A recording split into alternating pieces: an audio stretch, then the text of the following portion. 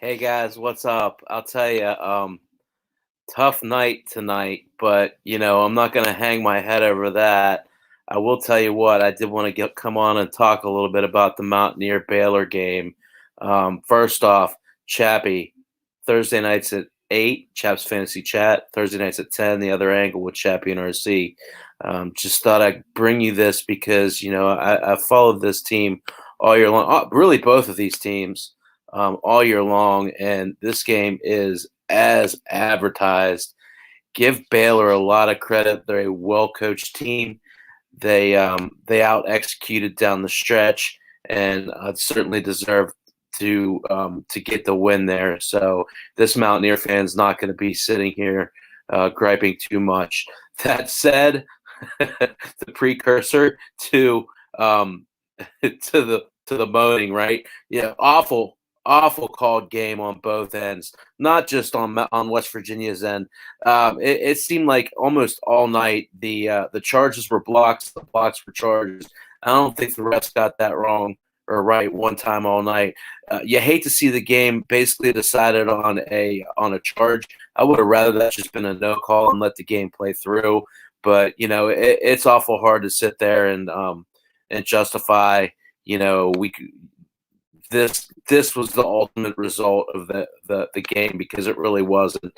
I'll tell you, just some takeaways from the game initially. Baylor's lights out. They shoot the ball so well. Now in the second half, the legs started getting to them a little bit, and it really showed because they were coming up short on a lot of their shots. And I thought WVU really had a chance to take advantage of that. But the Baylor's resilient, and they executed at the end. And not that WVU didn't, they certainly did. I tell you, Gabo Saboyan fouling out was huge. When that happened, when he fouled out, it really was tough for West Virginia to match them defensively. They're so good from the outside. The shots that they would take, and it looked like they would be uncontested or will be contested.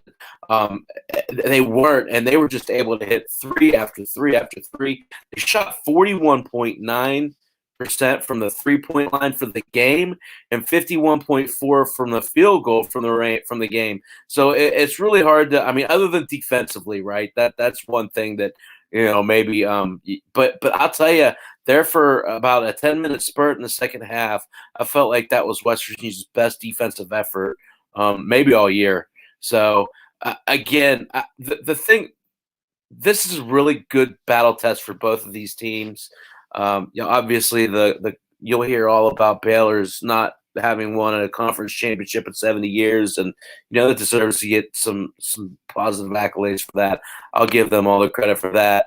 But I'll tell you, the thing you really impressed me with this game was the resiliency of the Mountaineers. Baylor jumps out to a 12-2 lead, and W doesn't give up. They Huggins calls a timeout. They come in, they adjust a few things. The first half, it was McNeil and it was Sherman who were effective. And of course, I'd say Jalen Bridges had a big game as a freshman. I could recall the one big 3-pointer that he hit was really impressive at a big time. But Sean McNeil, to me, McNeil and Sherman are as good a 2-guard combo as there is in the country, and I think they proved that tonight. Again, the physicality of Baylor, even coming off of COVID, was really something to behold. It was really impressive. So I hope we get to see this game 2 more times. To me, this is a Final Four type of game. You always hate to lose. But when you have players on the floor the caliber of what was on the floor tonight, nobody loses. Nobody loses. Again, I thought they did a real good job on Culver. He didn't look in his game all night long. And credit Baylor's big guys. They threw a couple big guys at him, and really were Culver doesn't go up strong very well. He tends to want to finesse a little bit, and I think that hurts him sometimes. And I think that Mark Few took advantage of that tonight with those big physical guys. You know, Teague, you always forget about Teague.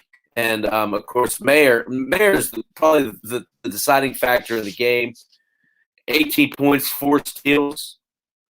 Jared Butler, 25 points, 6 assists. Davion Mitchell is a really good ball player. I mean, this is, really stepped it up when Butler fouled out. Really big game for him. And of course, like I said, the 2 guards for the Mountaineers, the 3 guards, McBride, Sherman, and McNeil were all lights out. So I'll tell you, hopefully next weekend we're talking about this game again. And again, Gabe Osabuoye fouling out to me is the key to that game. That's the reason why Baylor was able to pull it, because Baylor didn't have an answer for him. If they sagged the defense down and didn't guard him, he would just simply take a dribble, find the open man, and then set a pick for them to shoot. If they guarded him, he's longer and more physical than the opponent was guarding him. He was just a mismatch for anybody that Baylor had. So it'll be interesting to see if we play that game again next week, if Osabuoye can. And it's weird to say because everybody talks about how good Culver is. And he is. He just doesn't match up well in this matchup. And I think that's the one thing Huggins has this year that he hasn't had in years past. He has options. Again, you look what the Mountaineers have done. I think this is the second or third game they've lost since they lost Oscar Tshiebwe January 2nd. They've beaten 7 or 8 ranked teams now. They have a week where they'll now see TCU and Oklahoma State, who's playing really good basketball, an opportunity to kind of get this bad taste out of their mouth and go from there, right? So, yeah, it's always hard after a loss. And, it's hard not to make excuses. I'm not going to make excuses. Credit the Baylor Bears. But in the end, we'll see them again next week. And a game like this just builds confidence, it builds character, and it builds poise. And the Mountaineers have seen a lot of that this year. So that's really all I have. I did want to plug the show a little bit. I'll be on Thursday to talk about middle infielders at 8 o'clock. And then at 10 o'clock, we will talk more about this game. And quite probably we'll be talking about the TCU game as well. That's me and RC, the other angle. Of course, always like and subscribe so that you get all of Draft for Upside and all of iLogic Media's great content.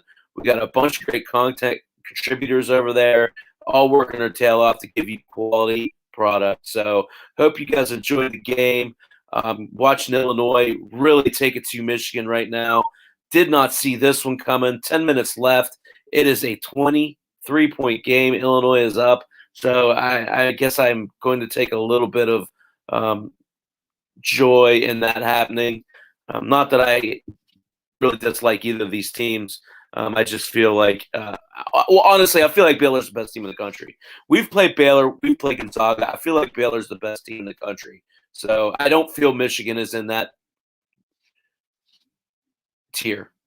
They're a clear number 3, but I don't feel they're in that tier. So it's nice to see Illinois really kind of taking up to them here. So anyway, come back and join me on Thursday. Listen to all the good content contributors we have here at Draft for Upside, iLogic Media. Thanks for jumping on with me. We'll see you guys on Thursday. Chappy, good night.